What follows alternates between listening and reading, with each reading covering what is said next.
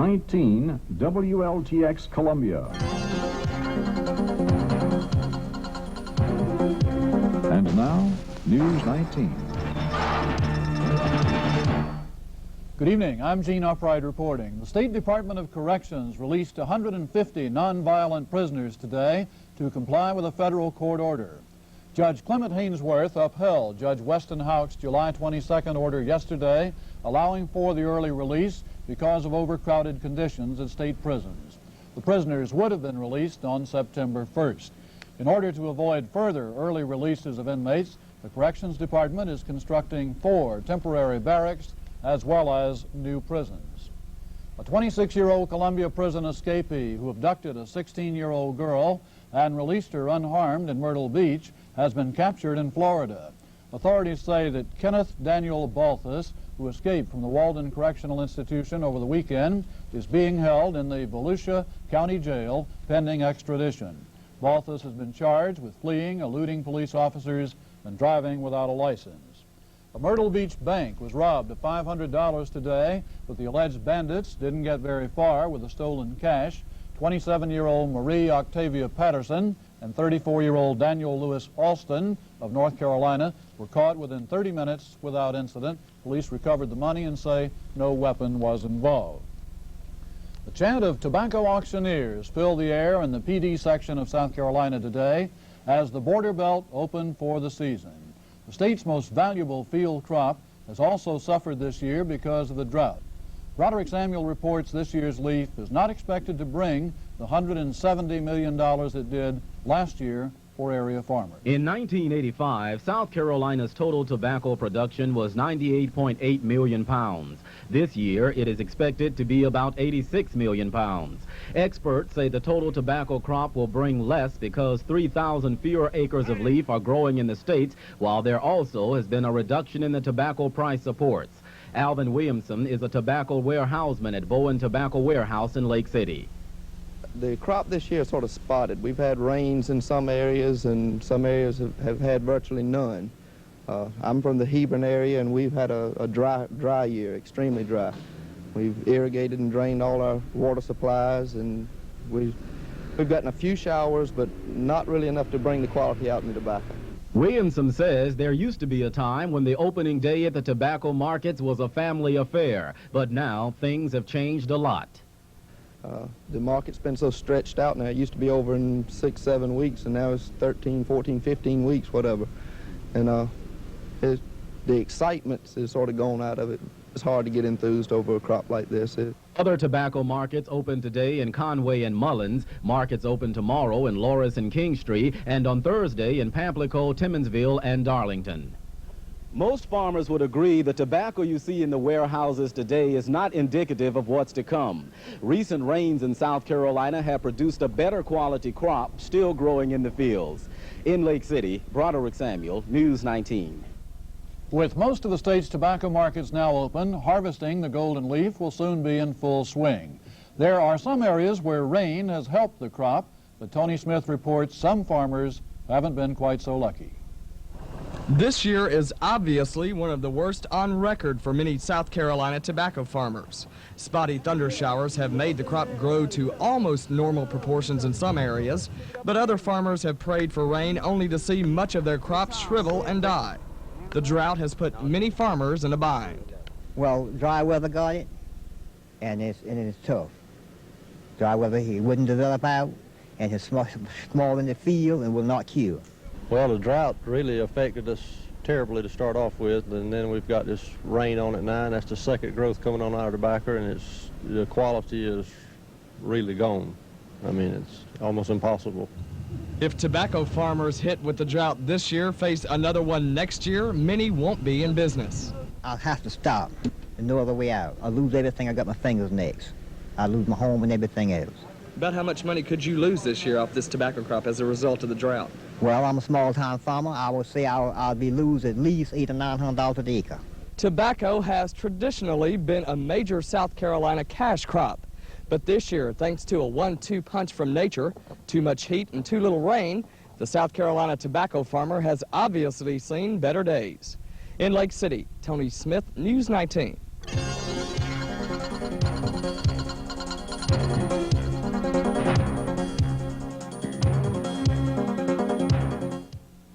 know you'll wait till the end of the model year to buy your new car. Why? Because how much you pay is very important to you. The Carolina Olds Network is offering summer clearance prices right now on 4,000 new Oldsmobiles. Many at 5.9% money. Never has there been a better time to buy than during the Carolina Olds 4000. We're clearing our lots to make room for the 87s. 1,000 salespeople are standing by, and we'll sell all 4,000 new Oldsmobiles by August 31st. Find your car, we'll find your price. See your Carolina Olds Network dealer now. When you're between stock trades, we shift your money into a money market account where you'll earn a good rate. Now, on your IRA, did you want to go fixed rate CD or with the stocks? And we can give you a line of credit up to $50,000. So what do you think about that, Mr. Smith? Mr. Smith? More muscle for your money from NCNB, working to be the best bank in the neighborhood. My recipe for the perfect barbecue, we're talking ribs with emold sauce. Now allow 15 minutes for preparation. First, get a couple of helpers and ice down some natural light to be able to taste for food. Okay, everyone, we're almost ready. Hey, Emold. Hey, Mike, 2 large slabs, plenty of sauce. Voila. Yeah, all natural, less filling. It's Natural Light from Anheuser-Busch. Like your new grill? Hey, I love it. Congress is set to vote tomorrow on a possible override of President Reagan's veto of a bill limiting textile imports.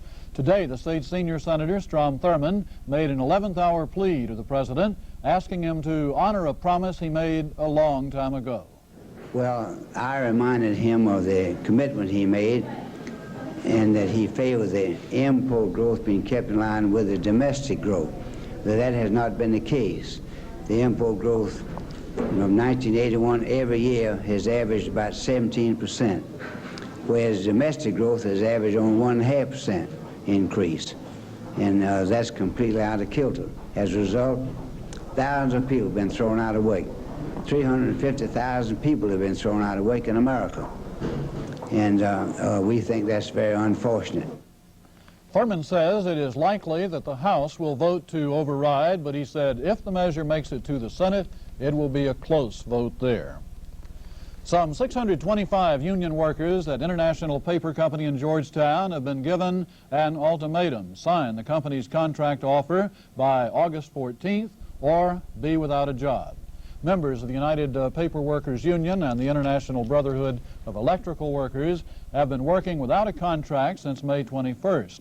International Paper says temporary help will be hired for the stability of the company if union workers don't sign a new 3-year contract.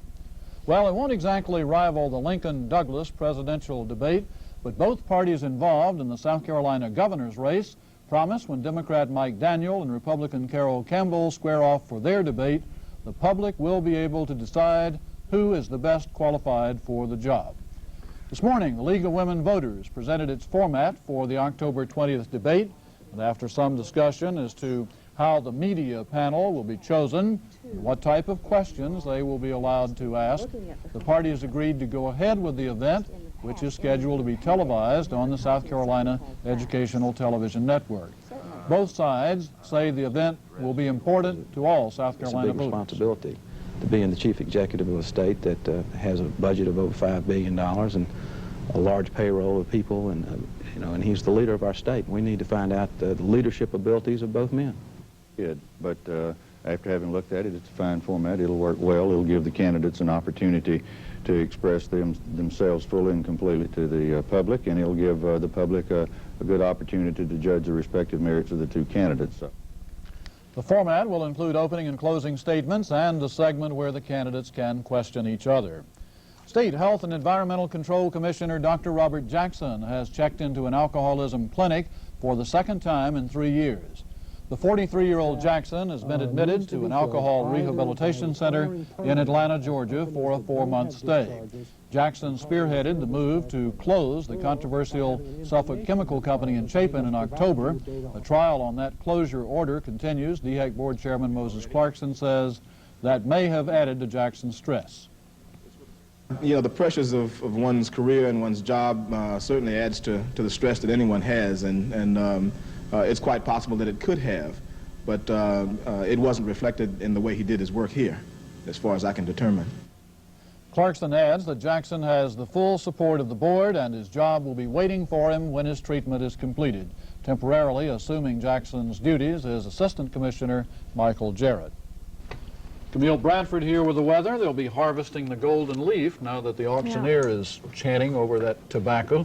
I'm sure they wouldn't mind even a little rain while they're working in the fields. They might have some in that part of the state. The showers have been so isolated and widely scattered, it's just hard to tell where they're going to pop up. But as far as today's weather is concerned, it's been kind of dry over South Carolina and a little hotter than yesterday. In Columbia right now, we have mostly sunny skies. It's 92 degrees. Our relative humidity is 41%. Southerly winds are blowing at 6 miles per hour. The barometric pressure is falling 30.00 inches.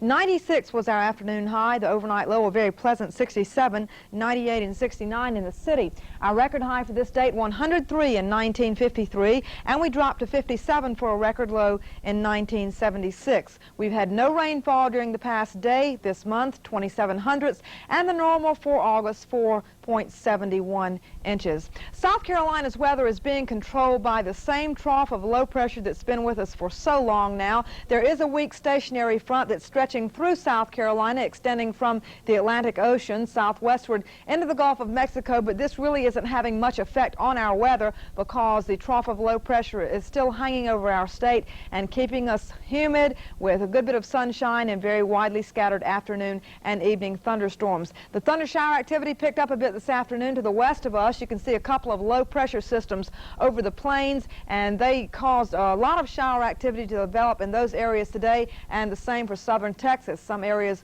of that state received 5 inches of rain this morning, and a good bit of flooding problems have developed from that situation. In the southwest, it's been sunny and hot, whereas the northwest has been cloudy and cool this afternoon, but the sunshine has been breaking through during the past couple of hours, and no rainfall has been reported in the entire western half of the nation, with the exception of a few tiny scattered showers over the southern Rockies. Quite a different story in the east, where some heavy activity is now occurring over the mid-Mississippi Valley, and some strong thunderstorms are now in progress over the Texas coast and stretching into Louisiana. Also, the state of Florida has a good bit of activity taking place right now, as does the offshore areas of North Carolina. A closer look at South Carolina's radar picture shows us mostly clear skies over the western two-thirds of the state. You can see clouds along the coast and an area of isolated thunder showers in the northeastern corner of South Carolina. Looking at our mid-afternoon temperature extremes, they were both located in the state of California, 57 at Crescent City, 107 at Needles, and we'll let you see a few other late afternoon temperatures taken around the country.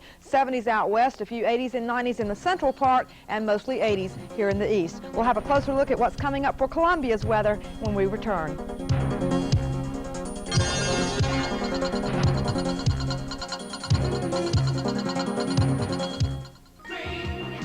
Looking through the pages, Ring.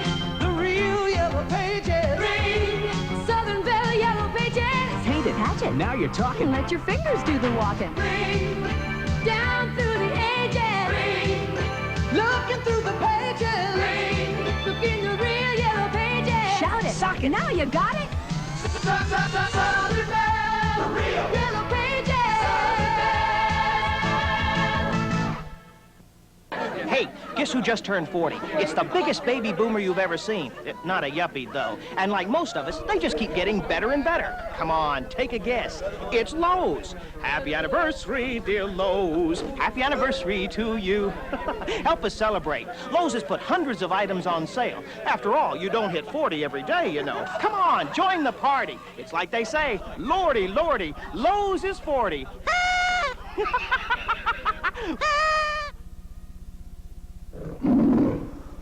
For every dollar Food Line pays employees in wages, we pay out 42 cents in benefits. About 25 benefits that the company, not the employee, pays for.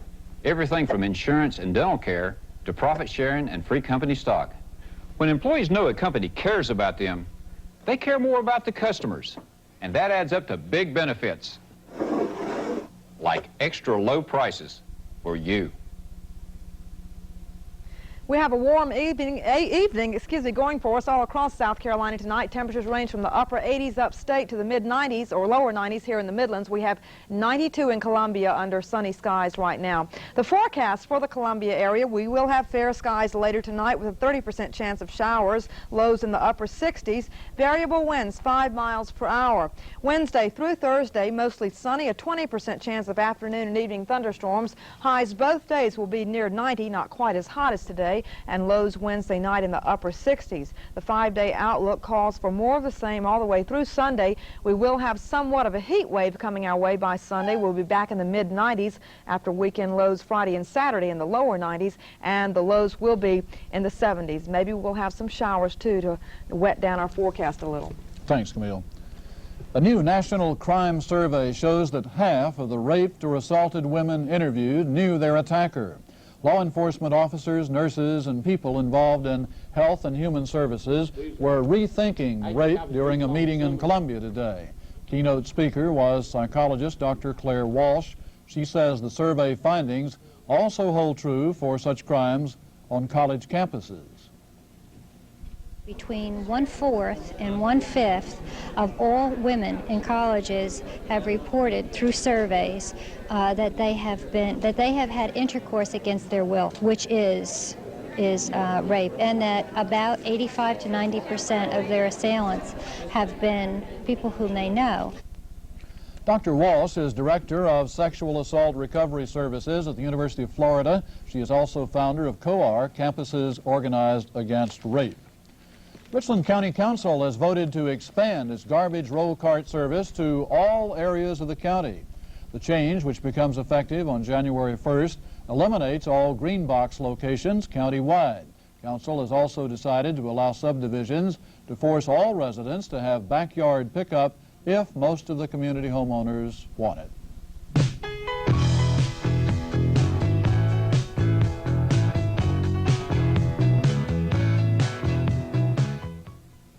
I'm spending a day discovering the outer limits of Mazda's new RX-7 Turbo with one of Mazda's racers, Rod Millen. Now, I don't recommend you run this Epicool Turbo up to 140 miles an hour. Or go 0 to 60 in 6.7 seconds. Or take it up to its .86G cornering limit. You really ought to go take a ride in one, but not with this guy. Motor Trend Magazine's Import Car of the Year, Mazda RX-7. There they go again. Claiming to have lowered their prices. Telling stories again. You don't suppose anybody thinks they're actually lower than buy low, do you? You can't fool a buy low shopper. USDA graded choice boneless beef chuck roast, only 89 cents a pound, and delicious golden select bananas, just 24 cents a pound, only at Buy Low. Buy Low, the first place for low prices.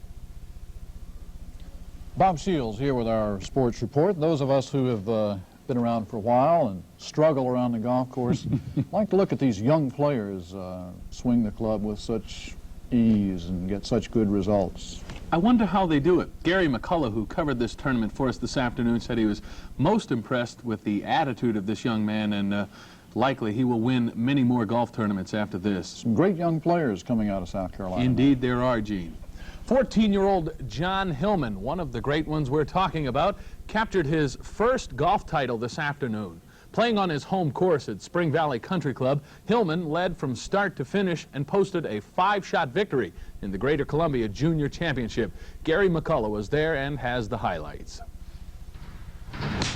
Composure and steady shot making guided young John Hillman through the second round of the championship tournament. Hillman started today with a 1-stroke advantage over Steve Agazi and Brett Asbill. On number 9, Hillman's approach shot will trickle onto the green's edge. He'll manage par and make the turn with a commanding 4-stroke lead. John would finish 5 strokes ahead of the rest, and playing his home course was to his advantage. It helped, yeah, definitely. A lot of the holes I could cut the corners, you know, from knowing just course. Despite the frustration that can build in tournament play, this youngster kept it together. I try not to have an attitude. I just try to keep cool and keep my concentration, and that's basically how I play good. That's how I think how I keep it together and make pars and just keep it together. Gary McCullough, Sports 19. Scores in today's final round a bit higher than yesterday's. Hillman's 4 over 76 gives him a 36-hole total of 150, 5 better than Steve Agassi and Gene Sellers. In the girls' championship, Broughton Anderson shaved 6 strokes off of her score from yesterday and wound up with an 8-shot victory over Kathy Voiles. The doctor, Julius Erving, has scheduled a news conference tonight in Philadelphia, and all indications are he will announce that he's staying with the 76ers. The Utah Jazz had offered the Doc a 2-year, $3.5 million contract. But last night, the vice president of the Jazz received a call from Irving's agent informing him that the Doc has decided to stay in Philly, and that was disappointing news to Dave Checketts and the Utah Jazz. My feeling about the whole thing is obviously the Utah offer put some pressure on Harold, and I think that the fact that Julius wanted to meet with Harold put us off long enough to meet with Harold, and this is not being negative on Julius. I just think the truth of the matter was that he wanted to stay in Philadelphia. Yeah, it's probably too early to start talking about clinching the pennant, but let's face it, folks, the National League East belongs to the New York Mets.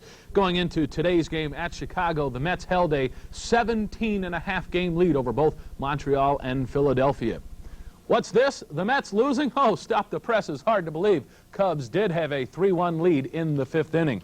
Now, the American League East is a different story. Boston owns just a 3.5-game lead over Baltimore. Red Sox starter Roger Clemens a tough-luck loser last night against Chicago. And both of these clubs, Cleveland and Detroit, definitely still in the hunt. The Indians just 6 back, the Tigers 6.5 out. They're playing a doubleheader in Detroit. The opener has just gotten started with no score as of yet.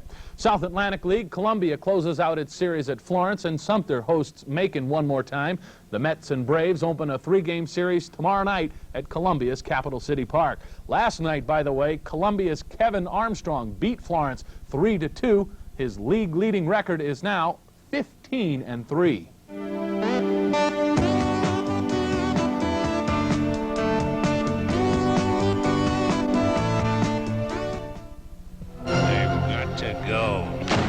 They've got to go, Smith.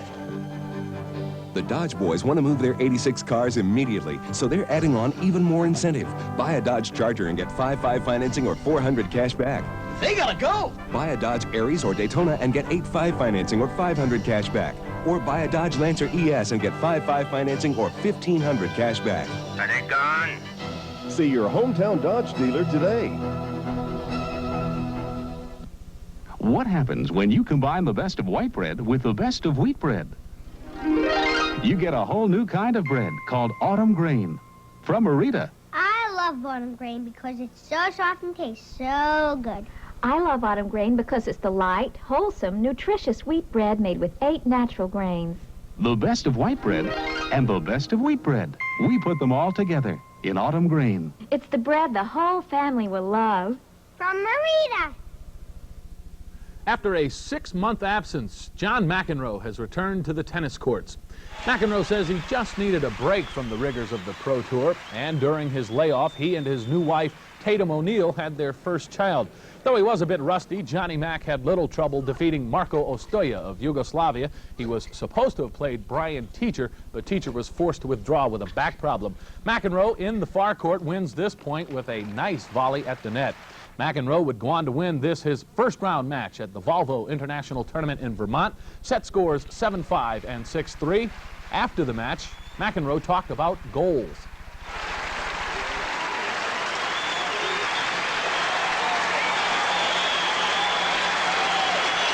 And I expect myself to be a better tennis player. That's my goal. I mean, if that means being number one, then that will happen. But the reason one of the reasons that I got away from tennis was because my life is more important than my tennis. So I'm willing to forego being number one in order to be happy. And so that's really where it stands as far as that goes. I mean, you know, of course I'd like to be number one, but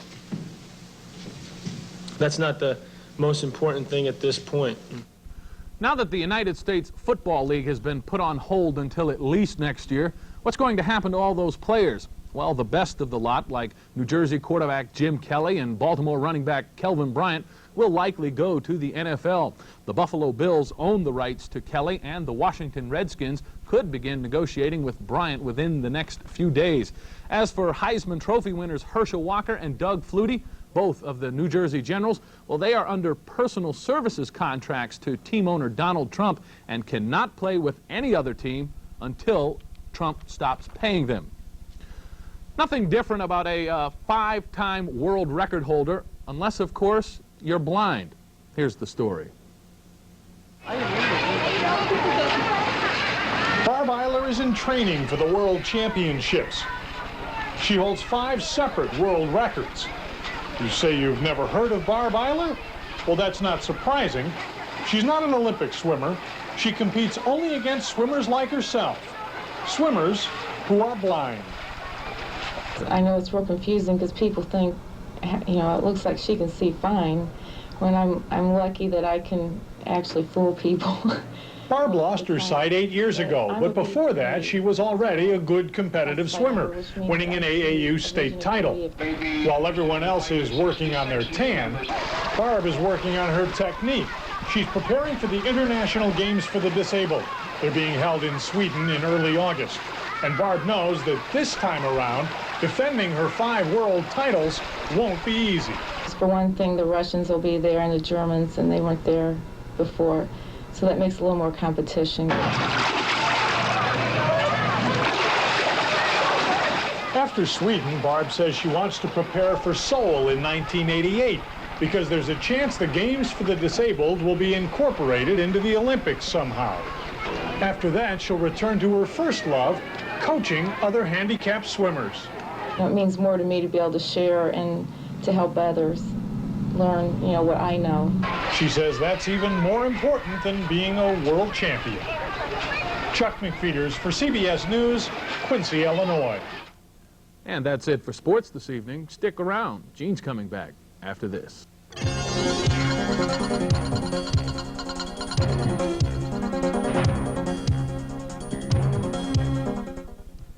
Your Carolina Renault Jeep dealer is hot to deal. It's summer sell-down time, and it's the best time to buy a new Renault or Jeep. Now, direct factory cash back up to $1,000 can be used as a down payment. Right now, certain Jeep Comanche pickups and rugged Jeep Cherokee Jeeps get cash back up to $1,000. Sporty Renault Encores up to $800 cash back. Get up to $1,000 cash back. Plus, factory-to-dealer incentives could save you even more during summer sell-down dash for cash at your Carolina AMC Jeep Renault dealers. If you shop around for low food prices, here's an idea for saving time. Clip the lowest prices in all of the different supermarket ads for the items you buy most. Then bring them to Food Lion. With few exceptions, you'll discover our everyday extra low prices are just as low as the other supermarkets' advertised specials. Food Lion. It's what we don't advertise that really saves you money. 54 Irish children said goodbye to Columbia today as their summer vacation came to an end. The youngsters have been in town for the past 6 weeks as part of the Irish Children's Summer Program. Camille Bradford reports.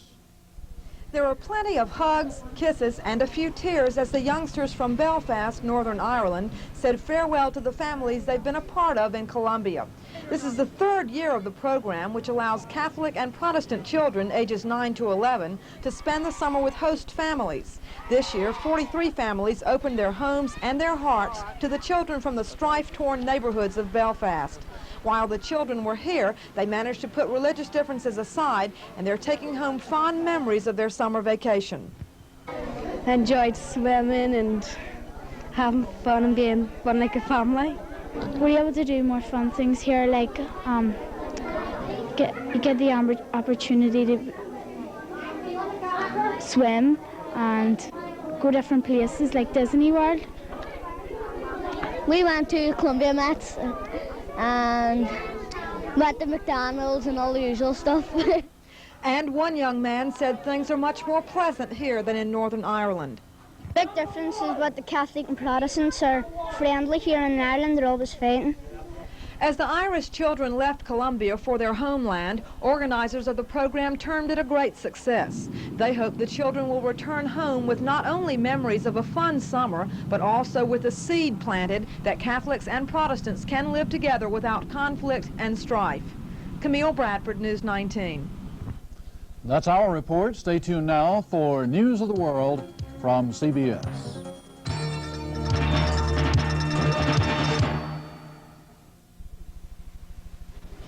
Good evening.